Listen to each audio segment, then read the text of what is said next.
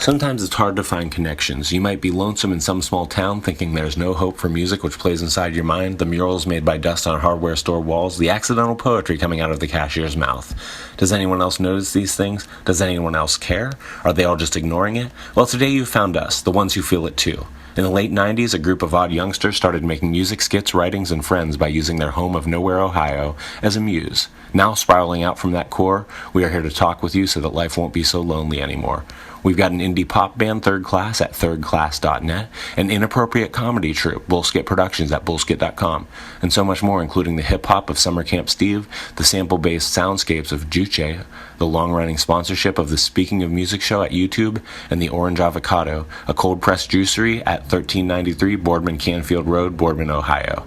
Get humorous, introspective, philosophical, and candid by welcoming yourself into your new favorite show, Nursery, a podcast from Ohio's creative voice. If you'd like to sponsor an episode, email us at cloegrave@gmail.com, CHLOEGRAVE@gmail.com. Look, Mom, we're on a podcast.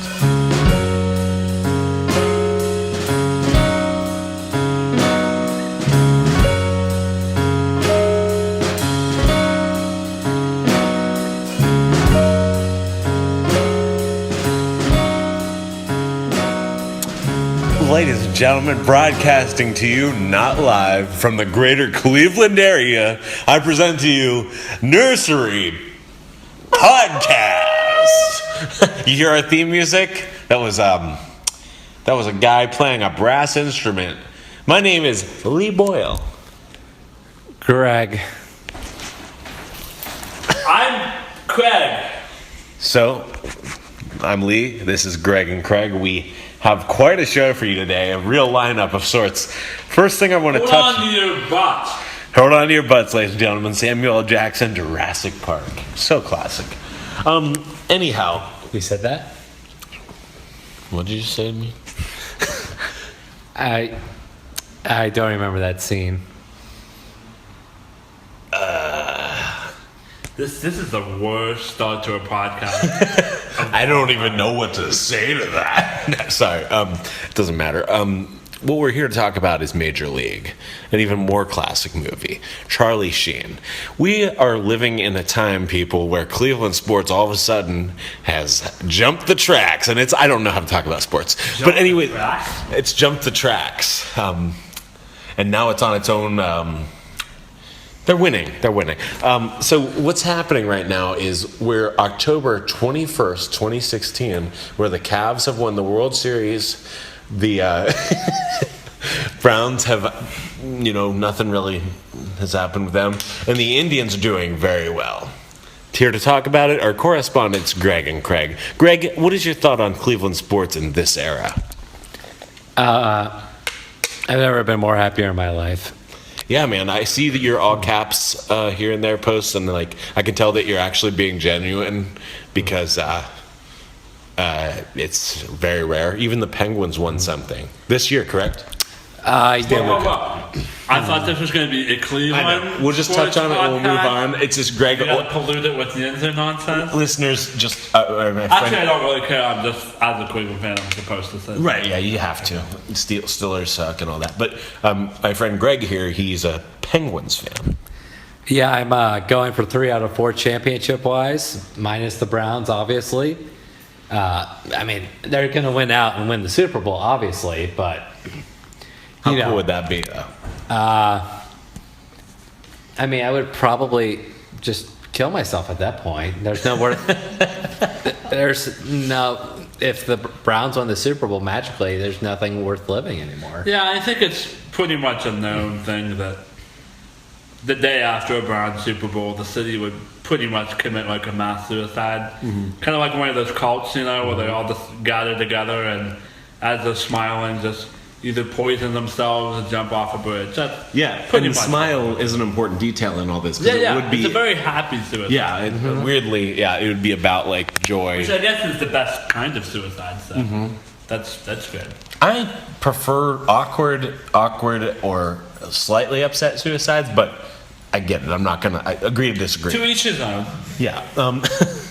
But anyways, Major League, younger listeners, if you don't know, the movie with Charlie Sheen where they have the Indians. 1989. 89, where they have the Cleveland Indians baseball team win the World Series.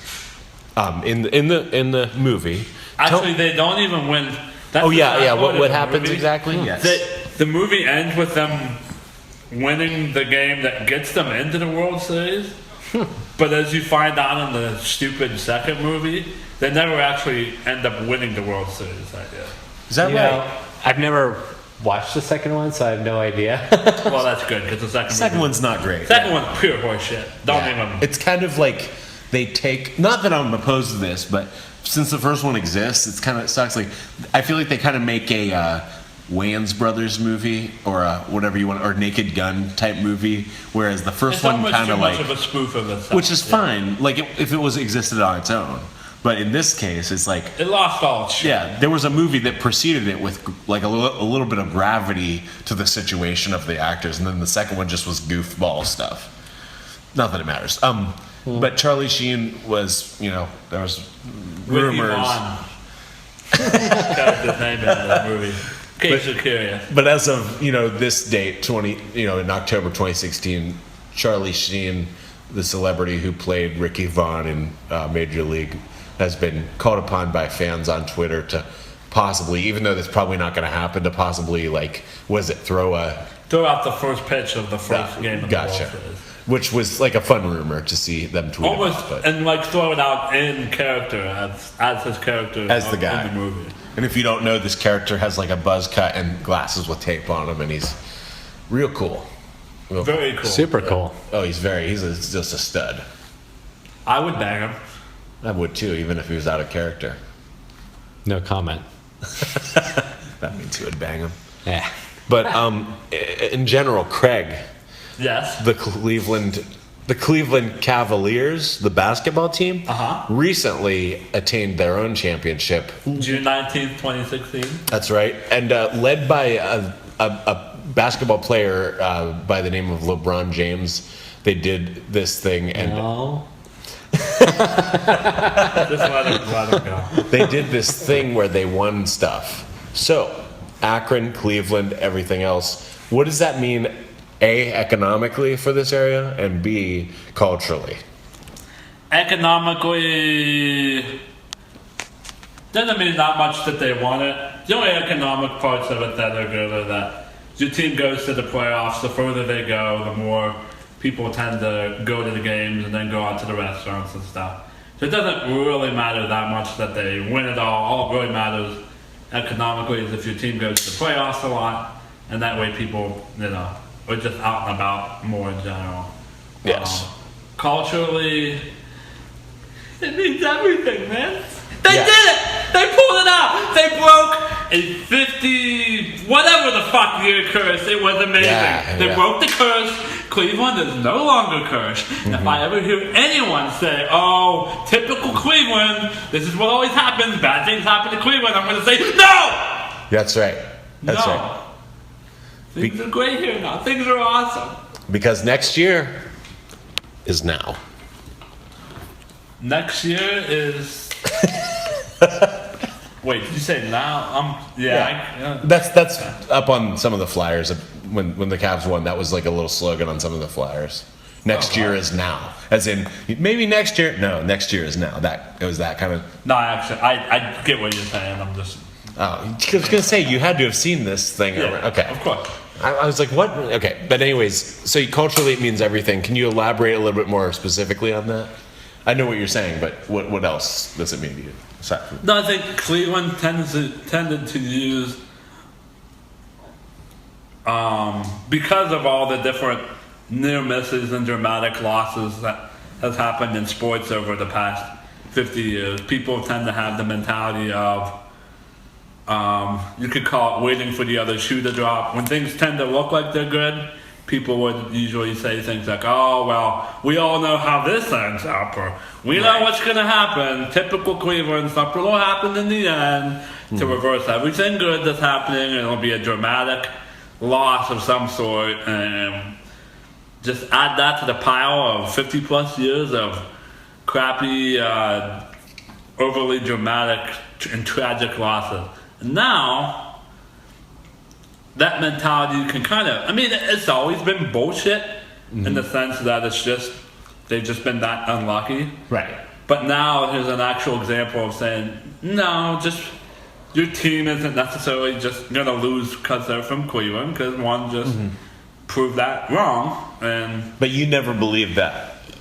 No. No matter how deep we go back, years back, right? No. Okay. I always found it weird that people that actually did believe that, yet still rooted for all the Cleveland teams. I always wanted to be like, well, do you actually think that these Cleveland teams won't do anything if you actually think that they're cursed?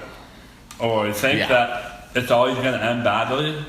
You really fucked up in the head for even following or paying attention or getting invested in the teams. That's really stupid. So what It's really extent? dumb. What extent did people take it to? Because I've seen you take it only so far as to say, "Oh, another day," but that's all you've ever done. So Right. people that took it too far, in what way did they take the curse idea too far? They would say, well, it would always be like, yeah, this is Cleveland, this is how it always ends. Sure. Or, when things are going well, they almost wouldn't be able to be positive about it and would be like, yeah, well, we know how this is going to end. This is how it's Before. always ends. Yeah, before. Now, during that California game, weren't there moments? California game. California game? Weren't they away or somewhere? Where were they? They were playing the Golden State Warriors. Who Ladies blew and a gentlemen, let 3-1 me know lead. that he referred to the series against the Golden State Warriors as, quote unquote, the California game.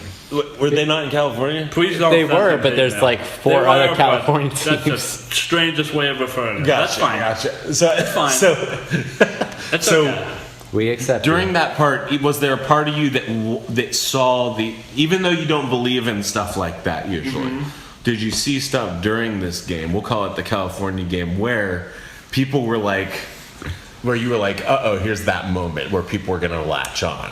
When they were down 3-1 and they came back from that 3-1 lead. When they Yes. were down from a 3-1 lead, at that point, after game 4, they're down 3-1. Okay. I wasn't thinking like, oh yeah, typical Cleveland. No, it's just more like, oh crap, they're not gonna win because they're down 3-1 and no one has ever come back from a 3-1 Right. deficit. I It remember was just you more. talking about What had nothing to do with Cleveland for me. It was just more like, oh well, no one's ever been able. No, to do exactly, this, right. So I remember this conversation. You talked to Ellen about it, and she was being optimistic, but that's partially because she had the sunny disposition that I have, where she doesn't know how to correctly like talk about sports, and she was like, Right. "I think they're gonna go all the way," but they did. But that's not really, like that was great that they did. Well, thanks to Ellen saying that they went all the way. What I'm trying to say is that Ellen did that. Yeah. But also back to the present. yes. The Indians. What's it? The difference between what you're talking about with the Cavs versus this? What's the difference, if I any? mean, in terms of Cultural value, if any.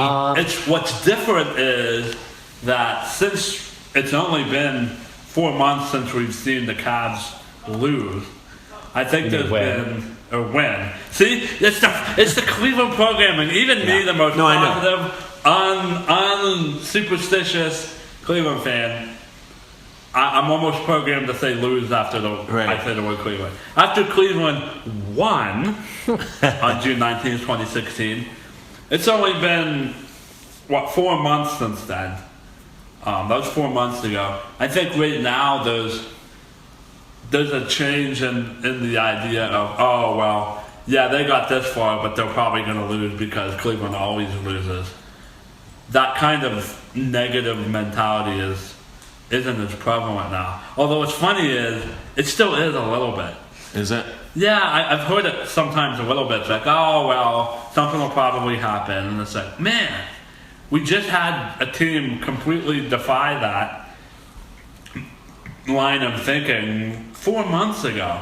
But it's almost as if that 4 months isn't quite enough to deprogram people from decades of that pessimistic way of thinking. People still aren't. It's better, but people still aren't completely 100% deprogrammed. I think with me, like one of my first sports memories, and also one of the most devastating, was the 1997 World Series. Yes. And that was just like It's like so hard to deprogram. And then when at the very last game 7, the very last inning they have a lead, and just at the very last second they essentially lose the game. It's the most dramatic way to lose a baseball. Whenever I want to be like self-deprecating and just like make myself feel like shit because whatever happened that day, I'll watch the video of that World Series. Oh my god. Yeah, it's fucking depressing. That's fucked up. Yeah, it's very depressing. But wait, you're feeling bad, so you watch that? Normally people feel bad. They watch something to make themselves feel bad. I get what he's going for because like, I had a bad time in 2012 with like a family member who was in the hospital, and that's when I chose to watch Breaking Bad, and it totally worked. I was in the right place to watch Breaking Bad. Okay. You know what I mean? So You're down. In a sense, you find something that's even more depressing. Yes, in a kind way of. That you kind of feel like piling on. Pile on. It's almost a pile on though. It's not a comparison game. It's not a comparison game. Yeah. It's not about like, oh, at least I'm not Breaking Bad. No. True. It's more about I'm down here. Well, I'm down here. Let me check out the view. Right. Like I think one of the first times I did that was the year that they went to the wild card game. Remember that when they were like 2013? Yeah, but they were like they were like right on the verge of like being potentially going for first place, and then they played Detroit, and then Chris Perez ruined it in the 9th inning. When Kluber had that brilliant game. That after that game, that's when I watched that like video for like the first time, and now it's just like, yeah, every time. I probably only seen that video clip you're talking about a couple of times. It's pretty terrible. Awful. It's terrible. Really?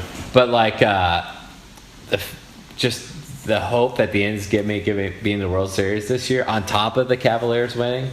I mean, God, I hope the Indians win. But like, let me ask you this, because someone has brought this question to me. Mm-hmm. They said with the Cavs winning in June and where we're at in the mental state as a fan right now, which is a pretty positive one. Mm-hmm. If the Indians don't pull this off, is it going to sting nearly as much as it would have if, let's say, the Cavs never won anything in June? Because it's going to sting. It's going to sting. Is it going to sting as much? I don't think it will sting as much. I don't think it is either, which is weird to say. But I agree. But the thing is, if the Indians win, the win will be like, you know how happy we were during the Cavs. Right. The Indians winning will be like 10 times more than that. I know it will be for me just because I'm a bigger baseball fan. Well, so am I. Like honestly, until like this past like couple years, and it's totally because like when it comes to basketball, I'm just I'll admit I'm a bandwagon jumper because it's not my favorite sport. But like the Indians and it used to be Indians, Browns, Cavaliers. Now the Browns are such crap that I'll put them down there at the bottom. But like, and plus the Cavaliers are like great, they won the championship. But the Indians will forever be my number one Cleveland team. It needs to happen. They need to win the World Series. Yeah. So I think we're winning it this year would be, especially the way they're winning it this year with like all the injuries that they've gone through, would be so satisfying. So much more satisfying than like the Cavaliers even. Right. And so if you take that idea, you guys aren't included in this, but the majority of Northeast Ohioans who are looking at it more negatively than you two are, mm-hmm. and it would sting more maybe in their head, whatever.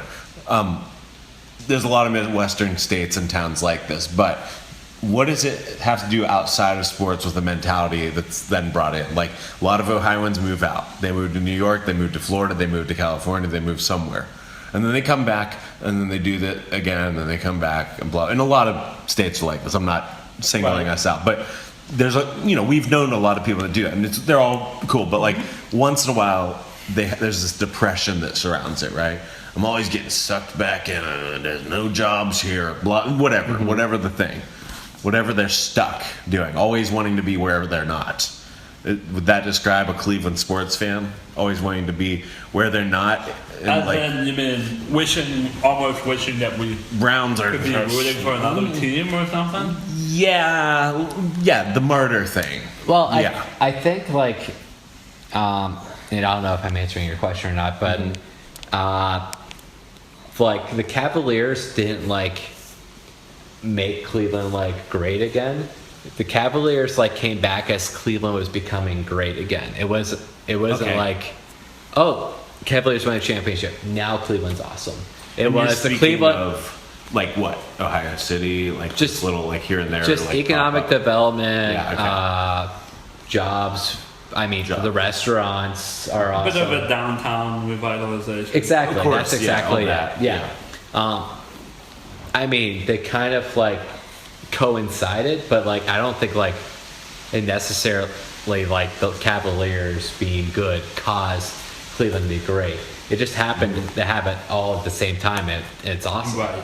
I think Let that's alone that LeBron James left for a while, Cleveland still continued to build up culturally while he was gone, right? Yeah. Like I mean, LeBron coming back, I mean, obviously, like, helped, like, a lot of the restaurants and stuff, but I think, like, you know, all those, like, Michael Simon restaurants were, like, happening even before he came back. So, Yes.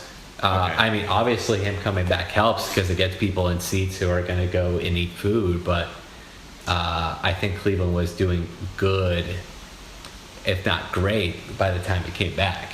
He just, like, LeBron coming back just like he gave made it a more visible face. Yeah, to exactly. Outsiders. Yeah, I yeah, think yeah. the people here knew of how some things were being revitalized, especially like around downtown and the heart Mm-hmm. of downtown. I think outsiders didn't realize that as much until like LeBron came back and kind of put them in a more I mean, national perspective. LeBron, the RNC convention, everything. Right. Yeah, it did. They've had some national media presence that way Mm-hmm. that I think has made other people realize, oh, that city looks better. It seems like they're doing better than what I we've mean, heard of in the past. like we got the convention, the RNC convention before. I think it was before LeBron came back. Yeah, I think so. So it's like, obviously Cleveland was doing good enough to get like a major convention before even LeBron came back. So it's like, yeah. it's definitely a cool time, even if the sports stuff wasn't happening, to be in Cleveland. It's The still sports stuff big, is yeah. just an added bonus. Right. I mean, it's a really, really, really good bonus. Right. But yeah, totally. So what do you think that'll mean for people that want to get out of here? That like are always wanting to get out wherever they go, you know? I mean, there's always going to be people I think like, it's They're the same no matter what happens. there's going to be some people who want to get out no matter what because of the weather or whatever. But like, some people. I don't- I think some people just have that mentality, regardless of where they're at. Yeah, it and doesn't matter that's- so much where they're at. It's just I need to leave where I was originally located, just because right.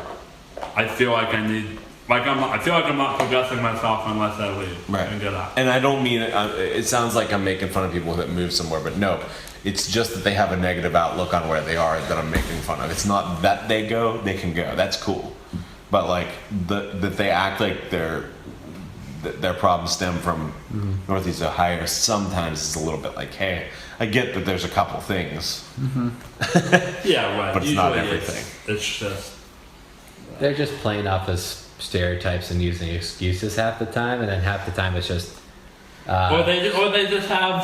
I think it could be a natural thing where if you just grow up somewhere and you feel compelled to go somewhere else. That's not weird, but I think maybe some No, people that's good. try to think. I think a lot of people with that feeling though maybe don't understand why they feel that way, and it's like, well, this sucks or that sucks about my original place. So that'll give you a reason why you should Right. just go. And the Cleveland comeback doesn't like suit everyone. Like if you're a restaurateur or you know, in business or banking, like it's a good time for you, but it's not a good time for everybody. It's just like No. Cleveland has like these few things that it's like He's talking about black people. They're still not doing too well. that. That's not what I meant at all, but I meant screw you, man. I mean, Cleveland just has its like certain businesses that have been here for a while, like KeyBank or whatever, and plus the restaurants like Michael Simon's brought in that do Basically, he's implying that the urban citizens of our city might not be in the best economic shape yet to enjoy all the amenities of our revitalized restaurant industry. You're not posting this podcast, are you? That's not correct. I was thinking more of. I'm trying to think of like a different business that's not really Cleveland. Well, here's what I was going to jump onto actually is film. Like, so the stuff that isn't totally thrived, still doing well. Can I talk about this, Craig? Cleveland Film Fest? Can I talk or no? Oh boy, yeah. Go. Okay. So it's not. I don't know this, but just from an outsider perspective, it's not necessarily thriving, but doing pretty okay. The film industry in Cleveland, like it's hard to even act like that's your thing. Well, but the industry that they run, at least what they do, their corner of the earth when it comes to like showing films, giving people an outlet, etc. in Cleveland is noted, if not doing pretty well. And Greg was trying to think of employment that wasn't doing as well as restaurants and things of that nature, and that's probably one to point to. But you're kind of involved, and what do you have to say on that is a jumping off point? That on the creative front of jobs in Cleveland, like I think it does pretty well. There's a lot of there are a number of different foundations in town that are invested with quite a bit of money, that put a bunch of money into things like arts and museums, stuff like that. That's always been strong in Cleveland, even in the darker times, just because the money for that and these foundations have been around for 50, 60 years. So that's actually always been pretty, in terms of the museums that they have here and different art festivals and stuff like that are sponsored and have been for a long time. Those are pretty strong for a smaller size metropolitan area like Cleveland. I mean, Cleveland isn't really considered to be that large of a metro city, or even. I mean, it's more so the metro area of like Cleveland, Akron, and Canton, and all that combined. But I think that part has always been and is still going really strong.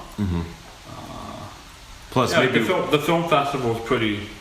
The annual film festival they have every year of a bunch of different. They host viewings of a bunch of different independent films from all over the world over the span of a week. I mean, they just kind of take over a theater downtown and do that for a week, and they get a ton of people. Yeah, that's the remarkable part of it all. Right. Is that they actually get a bunch of people attending who are not filmmakers, but there to actually just watch or attend. Right, yeah. Whatever just a bunch of general citizens that just come and check it out. I mean, that's a good example of something that's been going strong for like 40 years now, the film festival. Right. And so the pride that we have talked about based on the sports and then, spreading out into other things like film fest and stuff that you guys have, is that in part thanks to coming from East Palestine, Ohio, and becoming Clevelanders and not being as jaded as the locally raised? Wait, what are you saying? What's the question? The Cleveland pride that you have? Yeah. Is it because you're from East Palestine? You know what I mean? Like, are you new, fresh-faced, happier than the Clevelander who has been here too long? Oh.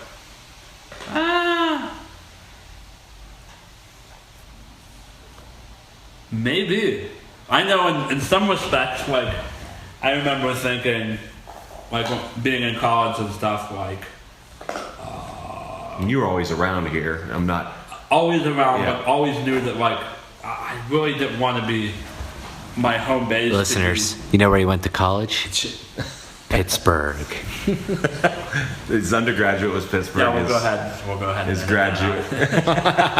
graduate was Case. So... And we'll resume the podcast now. And so you went college, to Case. You went to Case, yes? Yeah, during college, Case Western Reserve. Yes, Cleveland. Now, I knew that I wanted to make a more permanent home base somewhere else, not East Palestine. Like I knew, I can't stick around there because I don't think I would be happy. in terms of not, like some of the things I do now, some of the stuff I participate in or whatever, can't really do around that No. in a small town like that. You do versions of them, but they would be a little different. It would be like local high school games and teaching middle school or high school, as opposed to doing stuff that's more directly scientific. Just even the bottom line of even the kind of job I would want to have. That's what I'm saying. Yeah. You'd have to basically teach the job you wanted there. And I couldn't, it's one thing to work for somewhere like the Cleveland Clinic or the VA hospital versus like there's no kind of research at like a Salem Community Hospital or something. Teaching. Yeah, it's just not. You'd be teaching. Yeah. Yeah. That would be it.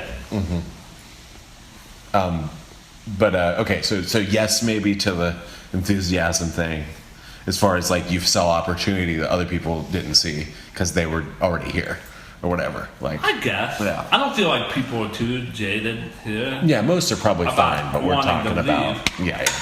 I mean, people can act jaded and say, yeah, this city has this wrong with it, that wrong with it, but it never seems to be expressed in terms of, yeah, I gotta get out of here, I gotta find a way to get out of here. People don't, I mean, at least not older people. I guess there have been younger people that have been leaving that did grow up here and eventually went to other cities.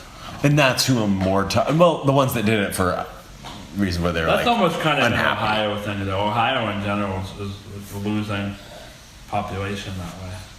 Sure. And like the fact that they're losing population, okay, but the fact that some of those people are people that are just more negative about Ohio than you guys are, that's it's like it's interesting to try to get down to the root of them, just obviously with conjecture, like not by actually thinking I can solve anything, but just like what's their mentality if you're leaving East Palestine and they're leaving Cleveland, and what's that about, that kind of thing. So it's an interesting thing to just like spitball on, but not really. There's no real answer to it's obviously somewhat rhetorical to even talk about it. Right. I mean, these Palestine mentality, which I personally don't adhere to, I mean, it's not like there are people in Cleveland that aren't like that, and there are parts of Cleveland where it's obviously like that, but I choose not to live there. Oh, so you're saying that the redneck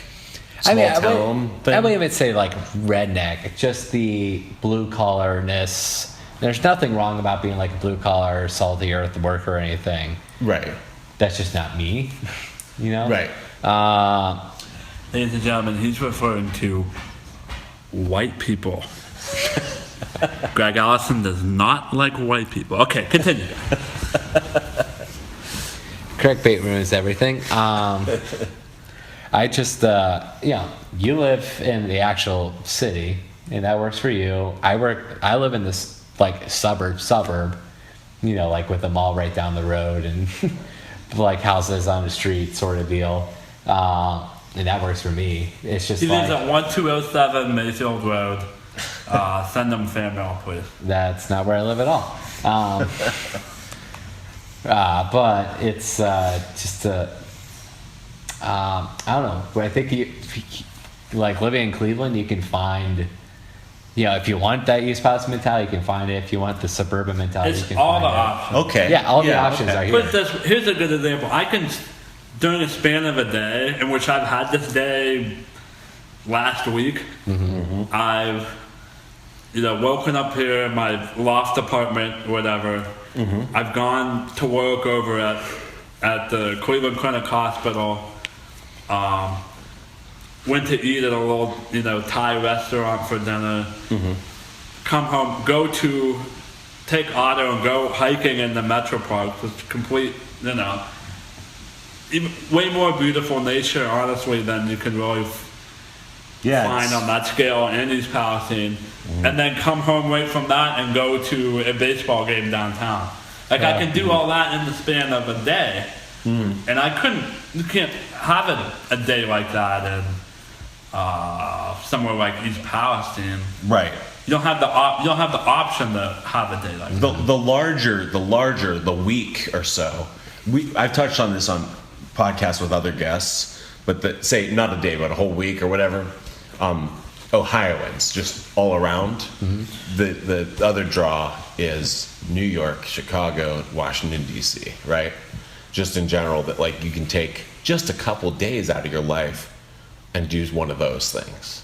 And like, Right. you know, you and me not long ago with our friend Peppy did a Bullskit podcast of a New York trip, 2 days, and we just flew up there. Right. We didn't fly, we drove, but you know, we zipped up there and did all Well, this. we crap. didn't zip. We didn't drove. zip. We didn't take a zip car. We drove a car. It was a. I'll tell you the make and model. But you know the Ohio thing. A lot of people say this about it, and maybe it doesn't need reiterated. But you're close to it a lot too, and larger scale than what you guys are talking about. And I would only say that to add to that, even in your one day, where you go and you check out the Metro Park, you check out the time, you could go to East Palestine and back and not lose a whole lot off the day. That's what's cool. You're not even that far away. True. Like that's what's interesting about it, is that East Palestine doesn't have that stuff, but Northeast, yeah, I mean, it's just all everyone knows each other and all that crap too. That's all very interesting to me as well. Everyone knows each other and all that crap. That's awesome. Yeah. Cleveland is like in its own way a small town. Like I run into people on the streets I know all the time. Right. I don't know if you get that, but Did you see Jim the other day? I walked past him. who? Which- Jim. You know, he's friends with Ron. He's doing a bit. Just go with it. It's What funny. was my bit? This is goddammit? funny. I really don't like him in this podcast. It would have been funny, but okay, here we are. Well, I was gonna Jim, let I you know on Jim. that. Jim knows Ron, right? it wasn't See, funny to that's what start we have to with. do, Greg. God. And this is Ron why- and Jim are a couple, yes? I don't know. Let's just put a spin on it. Mix it up. This is why I don't live that close to either one of you. Actually, there's at least a 30-minute buffer from everybody. I'm sorry. We're like Ron and Jim. 24. Ron and Jim live where? We need a place. Cleveland, Ohio. Okay. Ron and Jim live in Cleveland, Ohio. And what are they doing? Where do they work? What do they work? Bottle cap or something. Film festival. All right. I heard film festival. Okay. So Ron and Jim work at a film festival in where was it again, sir? Cleveland, Ohio. Yes. Cleveland. Can you shut up? We're doing comedy. You see. Shut up anytime. So to wrap this thing up. I was making fun of the fact that whenever people say I run into people I know all the time. Right. Yeah, of course you do, because we're always the people that you know them because you're in the same places all the time. It's just like the weirdest thing ever. That's all I'm saying. I actually Isn't it heard. weird how we run into No, I know. the same people every It's day? actually funny. It's just right there. I understand. know how that happens, but I understand where you're coming from Yeah. a little bit. no, and I knew what Greg meant. I'm Right, just but you're taking just- his yeah. words literally. And But you know being an what? asshole. But you know He's what? being a jerk. Yeah. No, I was in a coffee shop in Youngstown. I'm a white guy. That's why he hates me. He hates white people. He's a white I guy. don't like white people. Listeners, I hope you're not assuming we're all white just by the sound of our voices. Hell! You're racist if that's the case. But I was in a coffee shop in Youngstown earlier this morning, and I heard somebody run into somebody at the counter. I was just there, like sitting, Yeah, writing. you're not a white guy. No, go ahead. Yeah, I was writing my novel in a coffee shop. Again, don't know I'm a white guy, listeners. Anyways, okay, now you do know. But they ran into each other. I remember, you remember him? I remember him too. Oh my God, he was a Seinfeld. And the guy left. And the guy turned to the barista, who he also knew, and was like to the barista, he was like, "Oh man, I know that guy's friend. We just realized it about each other. We have this connection." And she was like, "Oh man, you know everybody. It seems like everyone knows everyone around here." And he was like, "I am surprised at the number of people that I run into every day." And it would have been funny to have you there. Oh, man. Yeah, to have you there for That's that, because you would have been like, "You know what, man? You probably go to the same coffee shop every morning."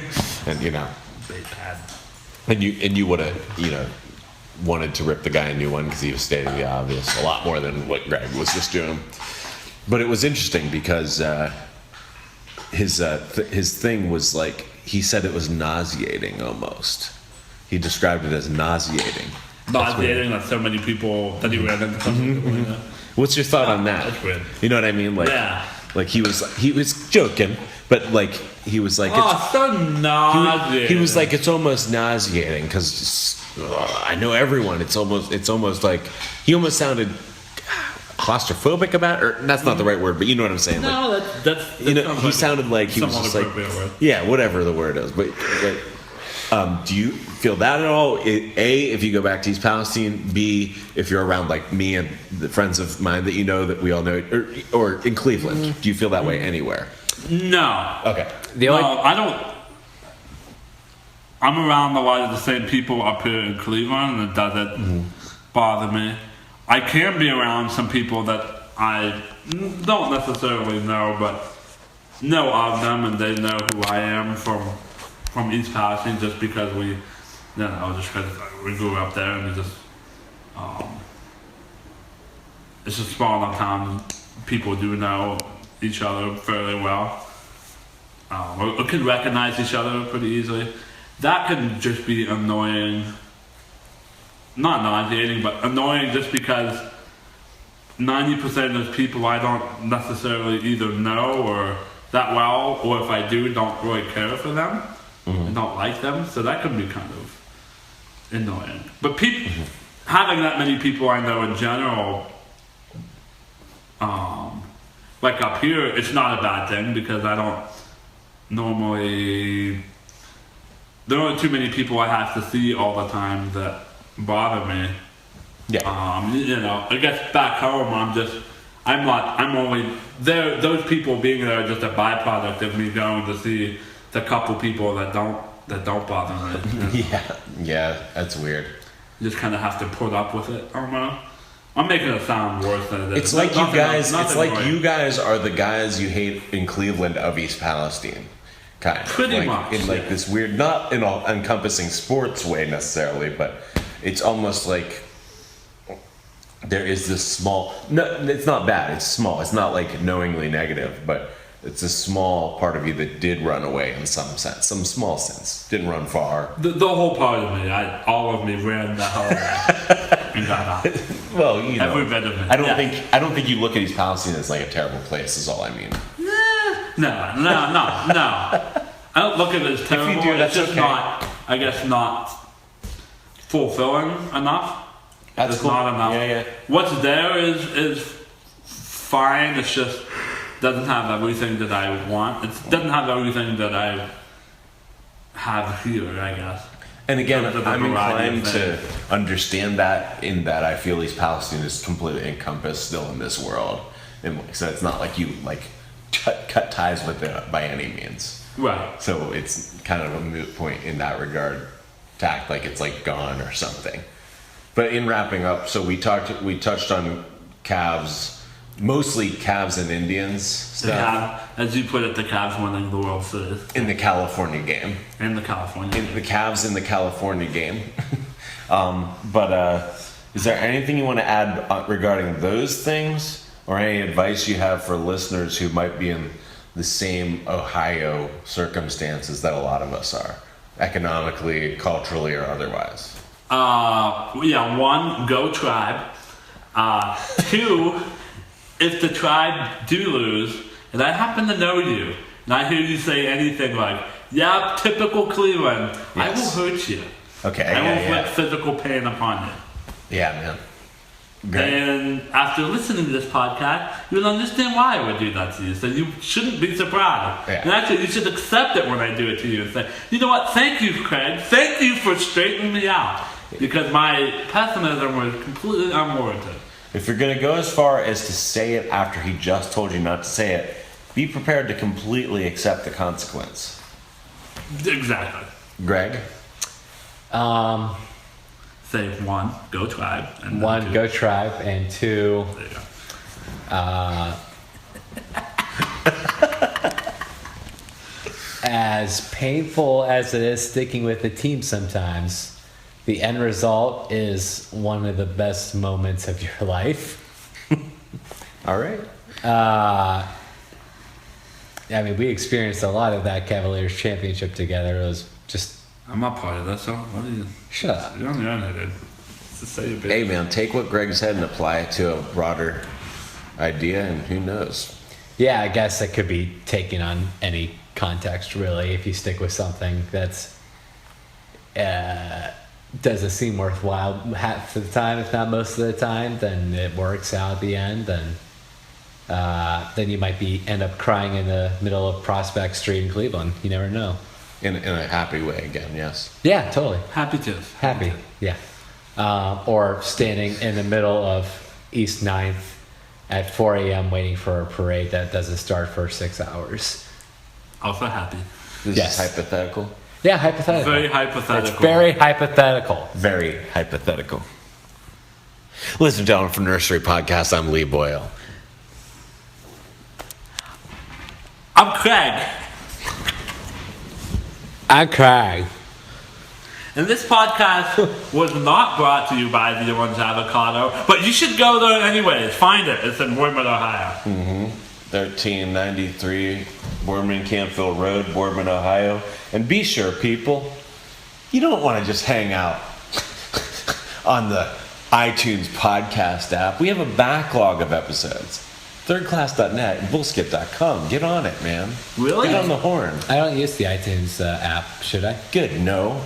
I have an Android You phone. should so I use wouldn't have- exclusively thirdclass.net or bullskit.com for all your podcast needs. What's my app? Tell me Yeah, my more. app. Yes, so thirdclass.net is a small rock and roll musical project that me and my friends have had since 1999, and bullskit.com champions a comedy troupe that does online uncalled for crude comedy.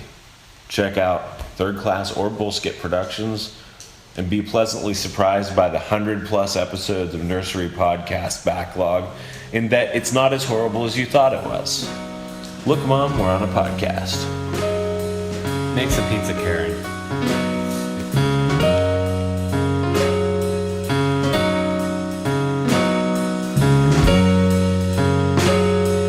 Hello, everyone. Thanks to everyone who listened to this episode of Nursery. But I'd be remiss if I didn't mention another sponsor, Timeless Shots Photography. They do the photography for my band Third Class. It's a good friend of mine, Brandon Hall. You can go to timelessshots.com and book him for your next wedding, family photo, or maybe you're going to do what I do and just goof around and jump off of an amp holding your guitar or keyboard. Or maybe you just want to get a picture with your puppy. Huh? Me and my wife get pictures with our dogs. We're those people. Hey, I'm not scared to admit it. So if you want, just get down to the old laptop or phone and go to www.timelessshots.com. Book your photography session today with Timeless Shots Photography. Find them on Instagram, Facebook, and everywhere else. You're going to be very satisfied. This guy's very accommodating. He does exactly what you want him to do. And he has a vision. He has good ideas for backgrounds and good ideas for poses. Timeless Shots Photography. Thanks for listening, guys.